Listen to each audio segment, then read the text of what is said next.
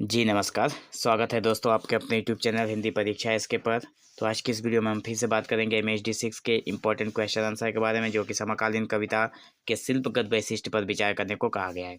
उत्तर में लिखेंगे, समकालीन कविता 1950 के बाद की कविता है, हिंदी साहित्य की एक प्रमुख विधा है जिसने अपने शिल्प, कथ्य और संवेदना के गहन परिवर्तन और विविधता को अपनाया है। ठीक है, और अगर इसमें हम बात करें तो ये कविता न केवल अपने समय की सामाजिक, राजनीतिक और सांस्कृतिक परिस्थितियों का दस्तावेज बनती है, बल्कि शिल्प और भाषा में नवीन प्रयोग करते हुए पाठकों को एक नई दृष्टि प्रदान करती है। आशा करते हैं आप लोगों को ये वीडियो समझ में आ रहा होगा। सॉरी फ्रेंड्स, टाइम बहुत कम है इसलिए थोड़ा जल्दी जल्दी में समझाना पड़ रहा है। प्लीज़ आप लोग माइंड मत करना। समकालीन कविता के जो शिल्पगत वैशिष्ट्य है उसको हम लोग देखते हैं पॉइंट वाइज। सहज और सरल भाषा प्रयोग किया गया था। ठीक है, तो समकालीन कविता का शिल्प जो है वो जटिल और आडंबरपूर्ण भाषा से मुक्त होकर सहज और सरल भाषा की ओर उन्मुक्त हुआ। कवि आम बोलचाल की भाषा का प्रयोग करते हैं जिससे कविता व्यापक पाठक वर्ग तक पहुँचे। समकालीन कविता में क्या हुआ कि कठिन जो शब्द थे उनको छोड़ दिया गया और सहज शब्दों से लेकर कविता लिखी गई, जिसमें कुंवर नारायण, धूमिल और राजेश जोशी की कविताएं हैं। यथार्थवादी जो दृष्टिकोण है उनमें दूसरे नंबर पॉइंट पर यथार्थवादी दृष्टिकोण है, जिनमें बताया गया है कि समकालीन जो कविताएं थी वो समाज और जीवन के यथार्थ को बेबाकी से प्रस्तुत करती है। इसमें होता क्या है कि व्यक्ति, समाज और राजनीति, संस्कृति के विभिन्न पहलुओं को स्पष्ट किया जाता है और सजीव चित्रण दिया जाता है। यथार्थ दृष्टिकोण मतलब सत्य प्रमाणित की जाती है, जिसमें धूमिल की कविता है पटकथा और बीरेन डंगवाल की कविताएं हैं। ठीक है, तीसरे नंबर पर व्यक्तिगत और सामूहिक अनुभवों का मिश्रण हुआ है, जिसमें समकालीन कविता में क्या हुआ कि कविता में व्यक्तिगत अनुभवों के साथ साथ व्यक्तिगत जो अनुभव थे उसके साथ साथ सामूहिक जो मतलब ग्रुप वाइज, सामूहिक का मतलब ग्रुप वाइज लोगों में जो मतलब बहुत ढेर सारा एक व्यक्ति के साथ साथ बहुत सारे व्यक्तियों में जो पीड़ा थी, जो संघर्ष थे, उसकी प्रमुखता में देखने को मिलती है। कविता में मैं से लेकर हम तक की यात्रा करती है। कविता जो है वो मैं से लेकर हम तक की यात्रा करती है, जो कि उदाहरण अज्ञा और रघुवीर सहाय की कविताएं हैं, जिसमें मैं मतलब एक व्यक्ति को समझा जाता है और हम मतलब एक से बढ़कर। यहाँ पे है मैं हो गया व्यक्ति, व्यक्तिगत का यहाँ पे प्रतीकात्मक, और यहाँ पे सामूहिक का हो गया हम। ठीक है, तो ये दोनों है। चौथे नंबर में है मुक्त छंद का प्रयोग। इसमें मुक्त छंदों का प्रयोग किया गया, किसी भी छंद से बांध कर नहीं रखा गया। जो मुक्त छंद है उसका प्रयोग किया गया और बताया गया कि समकालीन कविताओं में छंदबद्धता और तुकीबंध का अनुशासन कम हो गया। कवि अब मुक्त छंद में अपने विचार भाव व्यक्त करते रहे, जैसे कुंवर नारायण और विनोद कुमार शुक्ल हैं इन कवियों में शामिल हैं।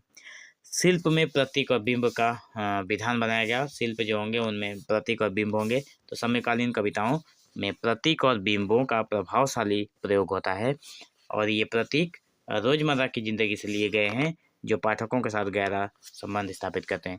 जो भी चाहे कोई भी चीज़ हो, जब हमारे रियल लाइफ के साथ जब उसका कनेक्ट होता है तो वो चीज़ हमें बहुत ईजी लगने लगती है। तो यहाँ पे बताया गया कि शिल्प का प्रतीक में शिल्प के जो प्रतीक लिए गए हैं वो हमारे वास्तविक जीवन के ज़िंदगी से या फिर रोज़मर्रा की जो ज़िंदगी है वहीं से लिए गए हैं, ताकि पाठक उससे अपने आप को कनेक्ट कर पाएँ। केदारनाथ सिंह की ये कविता बाघ है, वही शिल्प में प्रतीक और बिंब का उदाहरण देती है। व्यंग और विद्रोह का स्वर, व्यंग और विद्रोह भी होता है।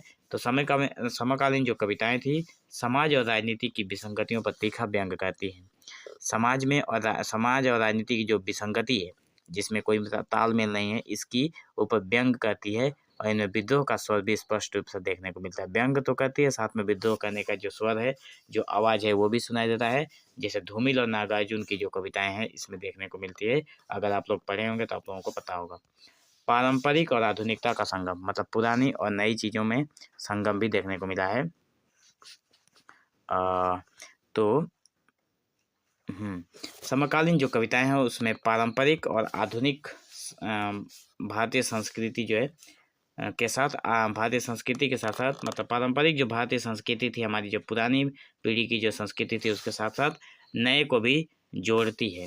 और इन कविताओं में पौराणिक कथाओं के साथ साथ जो मिथक होते हैं, ऐतिहासिक संदर्भ होते हैं, इन सबको लिया गया है। उदाहरण के तौर पर हम लोग देखेंगे अरुण कमल और कुंवर नारायण का कविताएं, इनकी कविताएं। 8वें नंबर पर देखेंगे विषयों की विविधता, मतलब समकालीन कविता में विषयों की व्यापकता और विविधता है। इसमें व्यक्तिगत भावनाओं, प्राकृतिक सौंदर्य, शहरी जीवन, ग्रामीण जीवन और तकनीकी विकास, प्रेम, पीड़ा और सामाजिक संघर्ष के विभिन्न रूप देखने को मिलते हैं। ठीक है, तो ये सारी चीज़ें हमें देखने को मिलती है, विविधता है, हाँ, जो कि ग्रामीण जीवन के है, तकनीकी विकास भी है, प्रेम भी है, पीड़ा भी है, सामाजिक संघर्ष है, प्राकृतिक सौंदर्य है, व्यक्तिगत जो भावनाएं हैं। तो ऐसी कविताएं किन कवियों ने लिखी? रघुवीर सहाय और अशोक वाजपेयी की कविताएं हैं। ठीक है, संवेदनाओं का विस्तार कहाँ पे हुआ? समकालीन कविता में मानवीय संवेदनाएं व्यापक और गहन रूप से प्रकट होती हैं। इनमें प्रेम जो है, करुणा जो है, आक्रोश है, निराशा है और आशा के विविध रंग दिखाई देते हैं हमें संवेदना के विस्तार में। इसमें जो कवि हुए हैं गजानन माधव मुक्तिबोध की कविताएं में हमें समकालीन कविता में जो मानवीय जो संवेदना है वो व्यापक और गहन रूप से प्रकट हुई है, जिसमें मानवीय संवेदना कौन कौन सा है? प्रेम होता है हमारे अंदर, गुस्सा होता है, आक्रोश तो वही है, करुणा होती है, दया भाव होता है, निराश भी होते हैं, आशा भी रखते हैं ज़िंदगी में।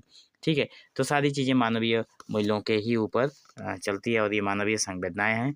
शिल्प में संवादात्मकता,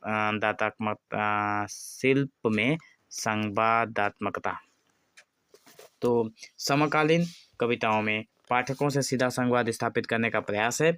समकालीन कविताओं में सीधे पाठकों से संवाद करने का जो प्रयास चलता है, और इन कविताओं का शिल्प संवादात्मक और पाठक को चिंतन के लिए प्रेरित करता है।